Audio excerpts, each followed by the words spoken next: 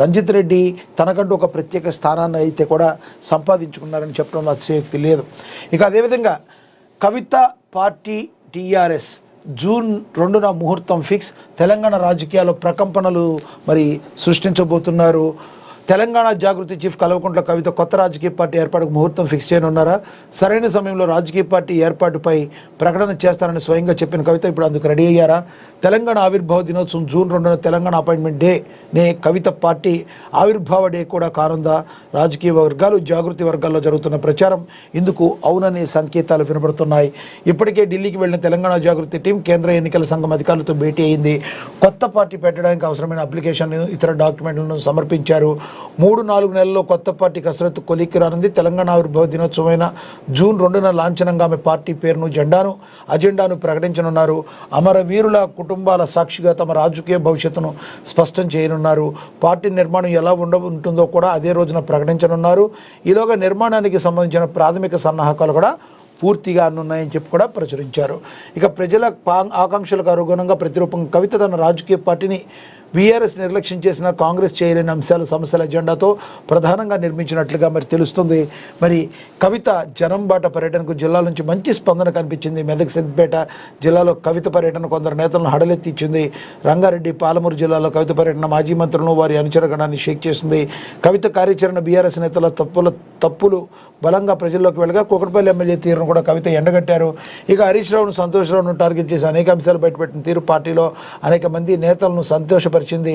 మరి కవిత daring and dashing దూసుకుపోతున్న తీరును రాజకీయ అవకాశాల కోసం చూస్తున్న నేతలు టచ్లోకి వెళుతున్నారు. కవిత రాజకీయ పార్టీ ఆషామాషిగా ఉండదని, తెలంగాణ రాజకీయాల్లో చాలా బలంగా ఉంటుందని రాజకీయ వర్గాలు అయితే చెప్తున్నాయి. మనకు తెలుసు కవిత ఏ రకంగా మరి బీఆర్ఎస్ నేతల మీద కావచ్చు, తన సొంత అన్న కావచ్చు, లేదంటే మరి హరీష్ రావు కావచ్చు, ఎవరి మీదైనా కూడా తిరుగుబాటు బావుట ఎగరవేసింది. ఎటువంటి పరిస్థితుల్లో కూడా వచ్చే సార్వత్రిక ఎన్నికలకి సిద్ధమవుతున్నట్టుగా తెలుస్తుంది. తెలంగాణలో తనకంటూ ఒక మార్కు చూపించుకోవడానికి మరి కవిత ట్రై చేస్తుంది. చూడాలి రానున్న రోజుల్లో ఎంత సెన్సేషనల్ చేయనున్నారు అనే దానికి మరి ఇదొక మచ్చుతునకైతే కాబోతుంది. ఇక పాత జిల్లాలు రద్దు చేయడం, కొత్త జిల్లాలు ఏర్పాటు చేయడం తేల్చి చెప్పిన సీఎం రేవంత్ రెడ్డి భూపాలపల్లి జిల్లా రద్దు కాదు, సింగరేణి బోర్డు కూడా రద్దు కాదు, కుట్రలు కుతంత్రాలను తిప్పికొట్టాలన్నారు. పాత జిల్లాలు రద్దు, కొత్త జిల్లాల ఏర్పాటు ఆలోచన ప్రభుత్వానికి లేదని ముఖ్యమంత్రి రేవంత్ రెడ్డి స్పష్టం చేశారు. కానీ పునర్వ్యవస్థీకరించాలనే ఆలోచన మాత్రమే ఉందన్నారు. బహిరంగంగా ప్రజల సూచనలు తీసుకునే ఆలోచన చేస్తామని పేర్కొన్నారు.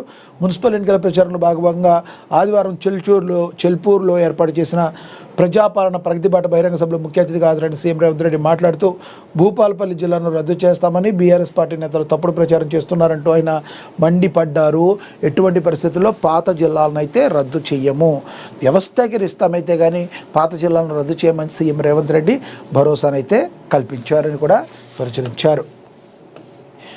అదేవిధంగా పక్కన చెన్నైలో జగన్ పక్కన కూర్చొని మాట్లాడుకున్న జగన్ విజయ్, జననాయకుడితో జననాయకుని అంటూ ఫోటోలు వైరల్. జగన్తో స్టాలిన్ సూర్య కరచాలనమని కూడా మరి ప్రచురించారు. ఇక అదేవిధంగా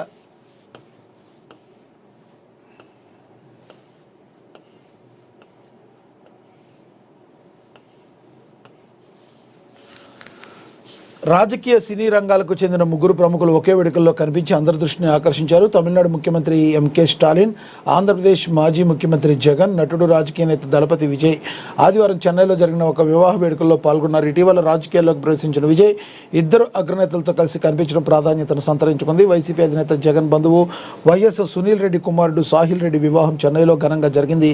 ఈ వేడుకకు హాజరైన స్టాలిన్, జగన్, విజయ్ నూతన వధూవరులను ఆశీర్వదించారు.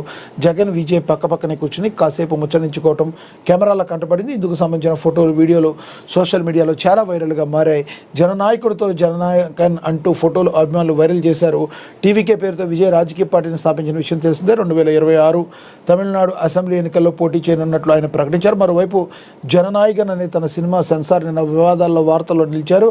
ఈ రాజకీయ పరిణామాల నేపథ్యంలో జగన్, స్టాలిన్ వంటి ప్రముఖుల నేతలు విజయ్ కనిపించడం తమిళ రాజకీయాల్లో ఆసక్తికర చర్చకు దారితీసింది. మరి ఒక వివాహానికి హాజరైన వీళ్ళు మరి పక్క పక్కనే కూర్చున్నారు. వివాహానికి వెళ్ళారు కాబట్టి రాజకీయ విషయాలు పెద్దగా రాకపోవచ్చు. కానీ ఎవరైతే మరి ఆయన విజయమో తమిళనాడు రాజకీయాల్లో ఒక సెన్సేషన్ క్రియేట్ చేయబోతున్నారో, ఆల్రెడీ సెన్సేషన్ క్రియేట్ చేసిన వ్యక్తి జగన్మోహన్ రెడ్డి.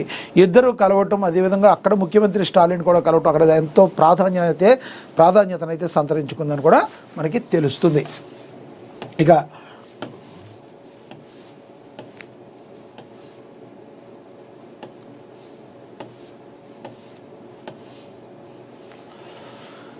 ఎఫ్ఎస్ఎల్లో అగ్ని ప్రమాదంపై రిటైర్డ్ జడ్జితో విచారణ జరపాలని బీఆర్ఎస్ వర్కింగ్ ప్రెసిడెంట్ కేటీఆర్ అయితే మరి మాట్లాడటం జరిగింది. హైదరాబాద్ నాంపల్లిలోని ఫోరెన్సిక్ సైన్స్ ల్యాబొరేటరీ కార్యాలయంలో జరిగిన అగ్ని ప్రమాద ఘటనపై రిటైర్డ్ జడ్జితో విచారణ జరిపించాలని రాష్ట్ర ప్రభుత్వాన్ని బీఆర్ఎస్ కార్యనిర్వాహక అధ్యక్షుడు కేటీఆర్ డిమాండ్ చేశారు. రేవంత్ రెడ్డితో బీజేపీకి లాలూచి లేకపోతే దర్యాప్తు చేయించాలని ప్రభుత్వానికి కేటీఆర్ సూటిగా సవాల్ విసరడం అయితే జరిగింది. ఆదివారం హనుమకొండలో మున్సిపల్ ఎన్నికల ప్రచారంలో కేటీఆర్ పాల్గొన్నారు. ఈ సందర్భంగా కేటీఆర్ మాట్లాడుతూ ఎఫ్ఎస్ఎల్లో అగ్ని ప్రమాదం సీఎం రేవంత్ పనేనని ఆరోపించారు. చలికాలంలో ఎక్కడైనా అగ్ని ప్రమాదం జరుగుతుందా అంటూ సందేహం వ్యక్తం చేశారు. పక్కా ప్రణాళికతో ఆధారాలు మాయం చేసేందుకు కుట్ర జరుగుతుందన్నారు. ఎఫ్ఎస్ఎల్ డైరెక్టర్ తూతూ మంత్రంగా వివరణ ఇచ్చామని మండిపడుతున్నారు. మరి ఏదైతే ఈయన మీద ఉందో అభియోగం వేస్తున్నారు, దీన్ని ఎంతవరకు చూడాలి. ఒకవేళ కేటీఆర్ మాట్లాడే మాటల్లో ఓన్లీ ఆరోపణలుగానే చూడాలా, అసలు ఎందుకు ఆయన అలా మాట్లాడేందరికి మరి కొంత కాలంలో సమాధానం వస్తుంది. మనకు తెలుసు రాజకీయ నాయకులు మున్సిపల్ ఎన్నికల వేళ ఒకరి మీద ఒకరు మరి పైచేయి సాధించడానికి ఎత్తులకు పై ఎత్తులు అనుకోవచ్చు, కౌంటర్లకు ఎన్కౌంటర్లు అనుకోవచ్చు, కీలకంగా మరి ఒకరి మీద ఒకరు విమర్శలు గుప్పించుకుంటున్నారు. ఇక రేవంత్ కేసీఆర్ ఇద్దరు కూడా రాహుకేతువులు అని చెప్పి బీజేపీ చీఫ్ రామచంద్రరావు మండిపడిన విషయాన్ని కూడా ప్రచురించారు. ఇక సీఎం రేవంత్ రెడ్డి రాహు అయితే మాజీ సీఎం కేసీఆర్ కేతు అని బీజేపీ రాష్ట్ర అధ్యక్షుడు ఎన్ రామచంద్రరావు అభివర్ణించారు. ఈ రాహుకేతువుల నుంచి తెలంగాణ రాష్ట్రాన్ని కాపాడాలంటూ ప్రజలకు ఆయన పిలుపునిచ్చారు. మున్సిపల్ ఎన్నికల ప్రచారంలో భాగంగా ఆదివారం కొత్తగూడెంలో బీజేపీ విజయ సంకల్ప సభ పేరిట నిర్వహించిన భారీ సభలో రామచంద్రరావు మాట్లాడారు. తెలంగాణ రాష్ట్రాన్ని అప్పుల్లో ముంచింది బీఆర్ఎస్ పార్టీ అని విమర్శించారు. ఈ కాంగ్రెస్ ప్రభుత్వం 6 గ్యారెంటీల్లో ఒక్కటి మినహా హామీల అమల్లో విఫలమైందంటూ మండిపడ్డారు.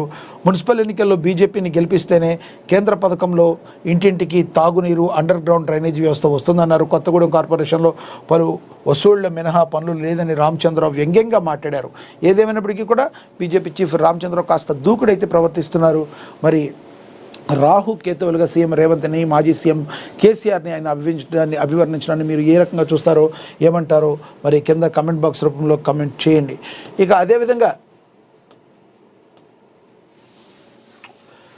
కీలక కేసుల డేటా సురక్షితం జరుగుతుందంతా తప్పుడు ప్రచారం, ఓటుకు note case, phone tapping case ఆధారాలు చెక్కు చెదరలేదు. ఫోరెన్సిక్ సైన్స్ ల్యాబ్ అగ్ని ప్రమాదంపై డైరెక్టర్ శిఖా గోయల్ స్పష్టత ఇచ్చారు. నాంపల్లిలోని ఫోరెన్సిక్ సైన్స్ ల్యాబ్లో శనివారం జరిగిన మరి అగ్ని ప్రమాదంలో ఎలాంటి డేటా నష్టపోలేదని ఎఫ్ఎస్ఎల్ డైరెక్టర్ శిఖా గోయల్ స్పష్టత ఇచ్చారు. 2 కీలక కేసులకు సంబంధించిన డేటా ఉన్న ఫైల్స్, డిస్కులు కాలిపోయాయని, జరిగిన ప్రచారంలో నిజం లేదన్నారు. ఫోరెన్సిక్ సైన్స్ ల్యాబ్లో జరిగిన అగ్ని ప్రమాద వివరాలను ఆదివారం ఏర్పాటు చేసిన మీడియా సమావేశంలో తెలిపారు.